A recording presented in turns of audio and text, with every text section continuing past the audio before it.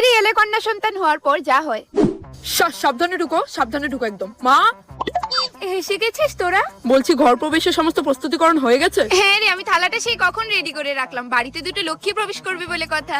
দেখি দেখি আমার সোনা মা। আস্তে আস্তে ঢুকো, সাবধানে ঢুকো। শোনো না, বলছি তুমি আমাদের এই পুচকি সোনামাটাকে পেয়ে খুশি তো? দেখো জবা, প্রথমত ও ছেলে হোক বা মেয়ে, ও আমাদেরই সন্তান। খুশি তো আমি আছি জবা, তাছাড়া আমার জীবনের ফার্স্ট প্রায়োরিটি হচ্ছে তুমি। নীলকণ্ঠ।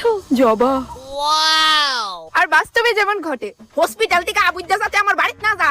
দেখেন আপনার বৌমার যথেষ্ট ফুটফুটে মেয়ে সন্তান হয়েছে, একবার গিয়ে দেখেন। আমার দেখার কোনো কাম নাই। এ বাবু চল, দাঁড়িয়ে রইছিস কেন? ভাই চল। আসাইরা ফেটের করুন আছেন। আমি জানতাম বিশাল এরকম একটা পরিস্থিতিতে তুমি একমাত্র আমার পাশে থাকবা। ঠিক হই আছে রে বাবু। কি গো, দেখা যাও না তোমার মেয়ের মুখটা কত মিষ্টি। দেখ হইছে মা, এই মেয়েটা পছন্দ নেই তো লিডে নতুন বউ বানাইলাম।